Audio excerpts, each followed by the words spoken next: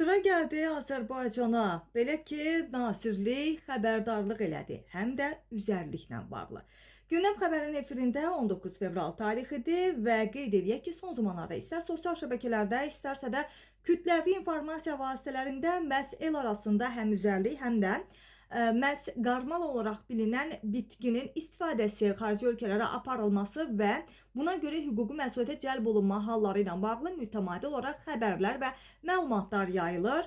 Səhiyyə Nazirliyi vətəndaşların sağlamlığının qorunması və maarifləndirilməsi məqsədi ilə üzərlik bitkisinin təsiri və bu sahədə mövcud olan risklər barədə bu məlumatları verir. Qeyd edək ki, üzərlik bitkisinin tərkibində harmin, harmalin, harmalol kimi bir sıra alkaloidlər mövcuddur və bu maddələr elmi ədəbiyyatda harmal alkaloidləri və ya beta karbolin alkaloidləri olaraq bilinir və bu qrup alkaloidlər mərkəzi sinir sisteminə təsir göstərən psixoaktiv birləşmələrdən ibarətdir. Belə ki, həmin bu harmin və harmalin maddələri beynin müəyyən funksiyalarına təsir edərək sinir impulslarının ötürülməsini dəyişdirir.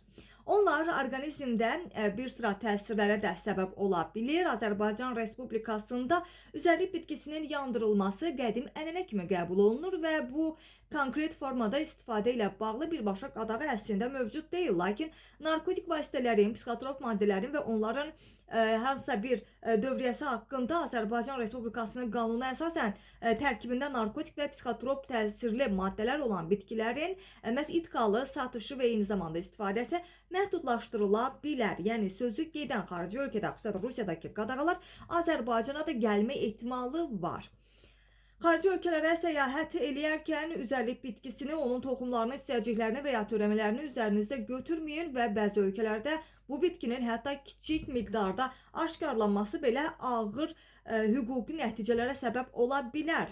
Səhiyyə Nazirliyi vətəndaşlarımızın sağlamlığının qorunması və onların hüquqi risklərdən qorunması məqsədi ilə məhz maarifləndirmə işlərini davam etdirəcək və qeyd eləyək ki, hər hansı bir bitkinin dərman məqsədli istifadəsindən əvvəl mütləq həkimə müraciət edilməsi də tövsiyə olunur. Qeyd eləyək ki, məhz tərkibində psixoaktiv alkaloidlərə görə üzərlik bitkisi və onun törəmələri olan bu bitkilər bir çox ölkələrdə nəzarətə alınıb və hətta xüsusi nəzarətə alınan dərman bitkiləri sırasına, daha doğrusu bitkilər sırasına daxil olub. Rusiya Federasiyasının 7 yanvar 2024-cü il tarixli 135 nömrəli qərarı ilə üzərlik bitkisi rəsmən narkotik vasitələr olan bitkilər siyahısına daxil edilib. Bu deməkdir ki, Rusiya ərazisində həmin bitkilərin məhz daşınması, idxalı, saxlanılması, satışı qanunsuz hesab olunur və bu birbaşa cinayət məsuliyyətinə